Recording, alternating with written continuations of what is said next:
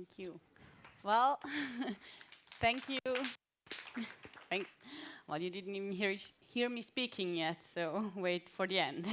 But anyway, thanks for still being here at this time of the day. Yes, I'm from the Berliner Verkehrsbetriebe, BVG, BVG, and I'm going to tell you a little bit about first what we do. Well, it's pretty obvious. We move people around the city.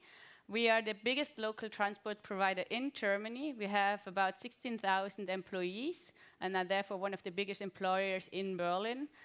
Our mode of transport are the tube, the bus, the streetcar, tram, and the ferry. In case you didn't encounter ferry yet, it's only 6 and they're seasonal, so don't worry. But the S-Bahn is not our business, okay? So if you have complaints about the S-Bahn, not to me, please. Okay. We have all our tracks put together, 839 kilometers of track, which is the way by car from Berlin to Zurich, so quite a lot. We have about 1 million departures every day and 1 billion customers we hit again last year in 2023. So what am I doing here at this big data AI conference?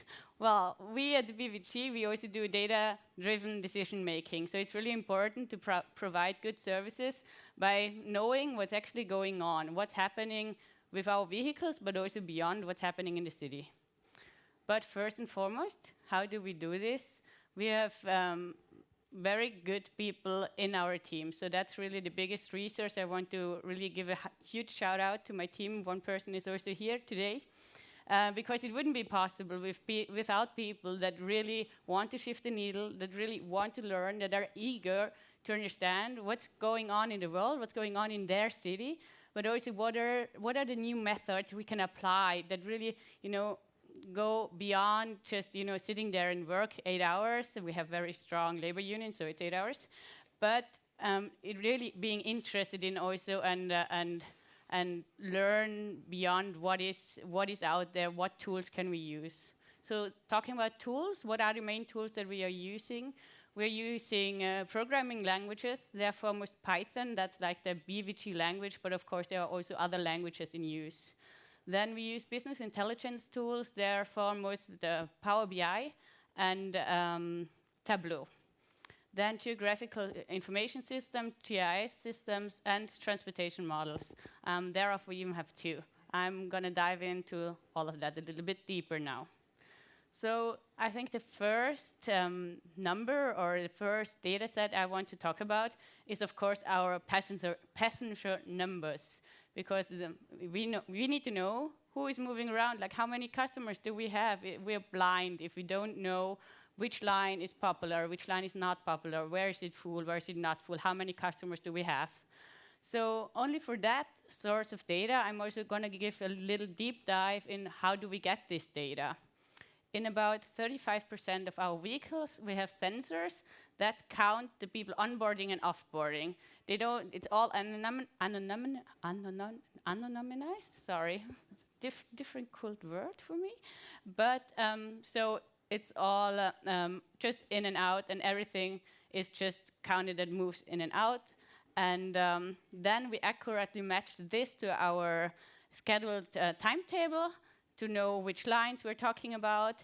And the next and third step, we're using statistical methods to extrapolate these only 35% that we count to the whole entire schedule that we are driving out there in the city. And then the last step, of course, is analyzing what do we actually see, what do we learn from it, and also sharing internally and externally. So now I talked a lot about all of this. I'm sure you're very excited to see this next slide. Where are we? If you listened to me before already, I already told you, we have now about 1 billion annual customers. And I'm happy to say we are about to reach in 2024 our kind of goal for now, which is the pre-COVID levels. So you see here on the screen, the yellow is the whole BVG numbers. And then in blue, it is the tube. In purple, it is the bus and the few ferries. And in red, it's the streetcars. So since the pandemic, we all felt it, we all heard about it, I think. Passengers numbers, of course, plunged. And I think for every public transport organization, it has ever since been the goal, reaching back those numbers. And we're really happy that at least in 2023, we reached the 1 billion again. And I think by this year, we will also go hopefully beyond what we had in 2019. The next set of data is our quality control KPIs. This is in particular punctuality, which I put on the screen here, but it is as well speed, net regularity, connection, and connection assurance. I think punctuality is the thing that interests us all the most, because I hope you all came here punctual. I know it's not always the case. Also, as you see on the screen here, if you live in Spandau, which is the top, it's hard to read, but it's the top district in the list. It has the most punctual rides, and the worst is Mitte. So this is for all our vehicles put together. Of course, punctuality is a lot higher and easier to achieve with the tube, whereas with the bus and streetcars, it's harder because they're oftentimes stuck in traffic. But we're constantly, of course, working on it, and we're aware of the problem. On the right-hand side, you see how deep we can dive into our data. It's just an example. It's the streetcar M10. It rides from Moabit in the west of the city to Warschauer Straße in the east of the city. And this is just a random ride that we had on Monday morning, the 3rd of June, 2024. And you see green, it starts, and then we get more unpunctual, unfortunately. And this deep dive into that data really helps us then also to identify the problems and, try to solve them, of course. Here, I just want to say we go beyond the obvious, because the obvious is, of course, we have tubes, we have buses, we have streetcars, but for us to really make a good service for everybody is, of course, to know what's going on in the city beyond our own means of transport. So we look at micromobility, for example. Of course, we look a lot at car data, where are cars going, because those are the customers we actually want to have. So where are they, and how can we get them? And also, of course, I'm still from the BVG. I want to point out the obvious, and that is, of course, the high efficiency of public transport. If you look at the small table on the bottom, you see per 1,000 inhabitants in Berlin, we have 0.8, what is it, 6 public transport vehicles, which is very little if you compare them to the 345 cars we have, or also 13 micromobility vehicles. So with only 0.86 vehicles per 1,000 person, we move a third of the city. I'm not sure if everybody's familiar with that chart. That's a typical model split chart. That's how we see how do people move around the city. In Berlin, it looks like this. This is the last one, official from 2018. The numbers of 2023, it's every 5 years, should hopefully arrive shortly. This is from a big household survey, the data. Okay, here, this is probably our biggest set of data that we analyze. It's the customer ride request from our app. So, short advert here. If you don't have the app, please download the Far Info app. It is very good. It just had a revamp. You can still send complaints to the BVG if you don't like it, but give it a try, because we analyze the requests that you put into that system. Again, it's all, and now I get it, anonymized. And so don't worry about that. We really have very strong rules here in Berlin, and also especially in the BVG, we take really good care on data protection. And so why do we analyze those trips? It gives us a very good and detailed picture of the mobility in Berlin, and that very up to date. So compared to the data I showed you before from the automatic passenger counting system, here we always, at least still, we're also improving that, have a little bit of a time gap until, like a lag, until we really see the data. And also through the extrapolation methods, we don't have it so detailed for every station and everything. In comparison to this data here, and we really compared it and put a weighting in to see, and we compared, and it's really very accurate and can be used as a proxy for passenger counting system.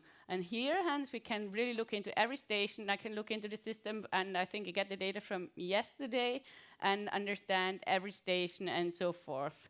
We're still working with that data and want to improve also because, of course, we also understand where do the people want to go in the future. That's a path. We still want to go a bit further to use this for our means and for, in the end, giving you a better service. Also, yeah, here in the small corner, you see to come a new project as well, where we will ask you, of course, if we may track you with GPS. This is, again, we're working here strongly with data protection, and only if you allow us to track you, you will also get a small gift for that. And that allows us, again, to understand the pathway through our system even better and to make better connection assurance and so forth. The next set of data is one of our transportation models. As said before, it's two. And I apologize, but I'm just going to read it out. The PT Visum transport model includes data on transport routes, schedules, vehicle capacities, passenger demands, stop locations, and transfer points to simulate and optimize public transportation operations and service levels. So this transport model gives us first, what about today, a good picture of today. We put in a lot of data in this transport model to understand the city, like to have the whole picture of the city together. One of the results is, might be surprising, might not be surprising, you're faster with the car in Berlin. So on average, you're 20 minutes faster with the car moving around the city in Berlin. And also on the second map, you see where it's particularly bad with public transport. Of course, it's there where it's red, it's in the lower density areas, it's in the outskirts more of the city.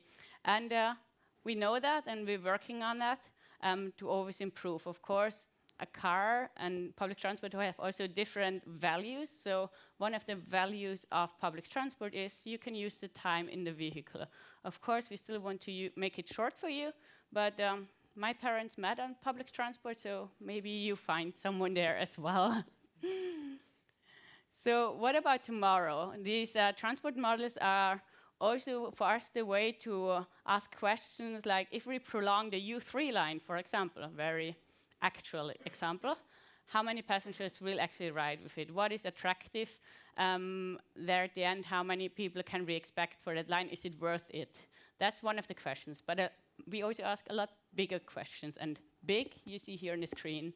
The Express Metropole is a future idea how we could broaden very vastly the tube network of the city. It's more than a tube network, it's an integrated transportation, public transportation network that should allow really a mobility transition in the city by building out, and especially as we saw before, these red areas where the car is just so much, where like public transport is still very slowly, to make this situation better.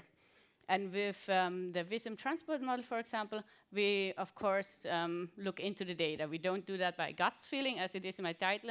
We really look into the data and want to understand what is the best way. We also keep amending the lines so they're not as they are for now, like this forever, because, well, it's changing. So, of course, we go with that. We want to have the best outcome for everybody. And here, one of the analyses just that I put out is how many more people are living in the catchment area of these new lines that we propose. Okay, so the second transport model has the title 3.7 individuals going about. The difference here is a micro simulation transport models, and we can ask questions like, what happens if we drop a big fleet of demand responsive transport vehicles over Berlin, like these, on-demand, free-floating, often autonomous vehicles? What happens if we drop a lot of them on Berlin? Or we can ask, what if we close that road? Or what if we add that line? Or what if we change the whole system? What if we say no more cars allowed? So it's really a very interesting tool to play around, and more than play around, of course, to analyze. I think by now you have all read yourself, so I'm not going to read it out again. There's a small video if you want to start it, but otherwise it's not like too exciting. It just shows basically in this simulation how cars, transport, and these DRT on-demand vehicles move around town. But if it's not working, it's not. It's like not the most amazing thing you will have seen today, I think. But the model is really amazing. It really helps us a lot.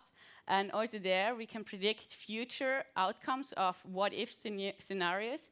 But also, we have the BVG mobility dashboards, I call them just now here.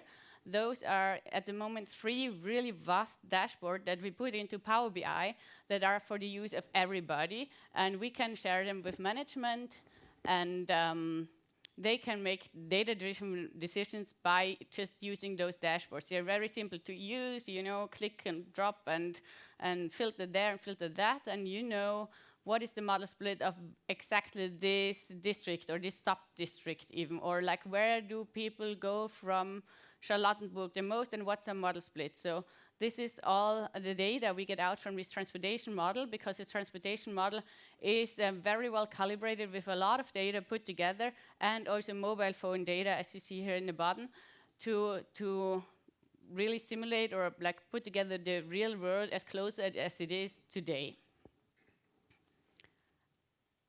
Oh, it was up to me. Now you see it moving, but as I told you, not the most exciting thing, but you see how the city moves along, and it simulates, for example, what if we have too many cars on the road, we have a traffic jam, and that would also be in this data. Okay, this is my last set of data, and it's maybe the most boring to you, as boring as this slide, and that's intentional, but it's actually really important to also feed our data from mobile phones and from everything else with survey data, because there's still a lot of qualitative data that is useful for us to know. Like, for example, why do people drive the car? They think it's safe, the privacy, and health risk. Obviously, maybe that's stronger since COVID. But why do people take transit? It's environmentally friendly. You can use the time in the vehicle, and safety from accidents. So every now and then, we also have a survey in the app, which we, of course, also always ask, and it's also always anonymous. And again, far info app advert here. If you don't have it, download it, and if you're ever asked to participate, think that it's just for the benefit of all of us, because the better data quality we have, the better we can really provide services for you. And my last slide, why it matters. Yeah, gut feeling was yesterday. I don't think anybody here, I need to explain that. And data-based decision making is really today. We have 3.7 million billionaires plus guests in the city, and it's up to us to provide a good service for them. For planning of new lines or change lines, we need to know what is the actual demand and also what is the future demand. We also want a management that has the possibilities to do database decision making, because also if they're the boss, also their gut feeling is not the best, just to tell you. And of course, always we want to optimize our system to improve. And well, there's for sure no more points, but I'll leave you to that. And with that, thank you very much.